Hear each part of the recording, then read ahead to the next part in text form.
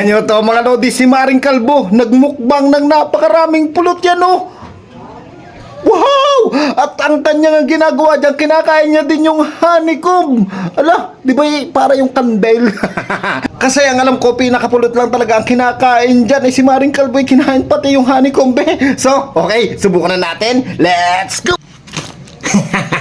So mga lodi, at eto na nga yung ating pulot. Grabe nga yung kay Maring Kalbo, no? Kumain siya ng mapakaraming pulot at pati yung honeycomb kinakain niya. So, buksan na natin to at tatry na natin kung anong lasa nung honeycomb na yon. Okay? So, buksan na natin. Yung mga lodi, natanggal ko na siya sa kanyang pagkakabalot at eto na siya. Ayan, ang lapad niya. So, buksan ulit natin. Grabe, ang dami nating tape na. Yun na siya. So ito, malapit na mga lodi, huwag kayo maiinip dahil pulot ito. Ang hirap nitong kunin. So ito na. Ayun na siya, wow! Yan siya, grabe. Ito yung mga nakukuha ko pag pinupuha ko. Kaso ngayon tag-ulan, wala nang pulot ngayon tag-ulan. Ayan. Nakaamoy ng pulot.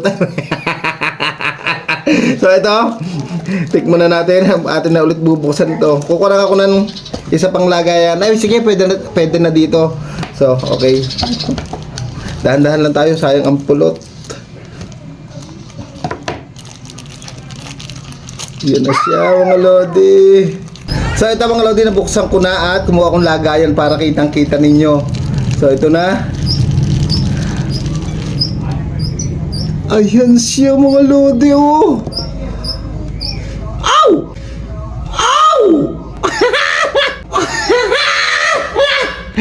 Tigong malaglag. Oh, dalawa siya. Yan, napilas na yung isa. Ayan. So ito pulot pa rin to. So dito muna to. At tikman na natin to. Kainin na natin kung anong lasa nung honeycomb. At kasi dati pa ako nakakain ito pero hindi ko nakakain yung honeycomb. Ano mga lodi, pero nakita ko ngayon si Maring Kalbo kinakain yung honeycomb. So ito na. 3, 2, 1. The moment of truth.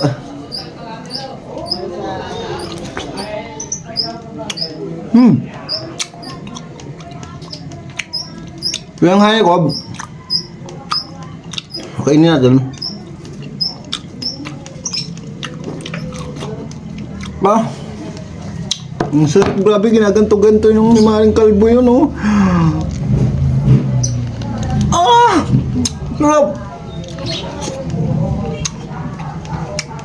Ang mga lodi, medyo mahirap siyang kainin kasi nga para siyang yung kandila.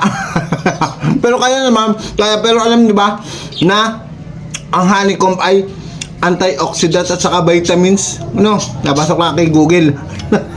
Pero okay siya. Pwede rin siyang kainin. Grabe mga lodi. Ibang-ibang klase talaga. Ang sarap kapag purong-purong pulot ang iyong nakain. Kaya kayo mga lodi, try nyo na rin kumain pati yung honeycomb, kainin nyo kasi nga napakaganda daw nito. May antioxidant at saka vitamins nga ito. Nagtataka lang ako dati kasi nga pag dinamihan mo daw ng pulot ay nakakalasing. Para namang hindi. Ano sa palagay nyo mga lodi? Nakakalasing ba talaga kapag naparami ang iyong kain na pulot? Huh?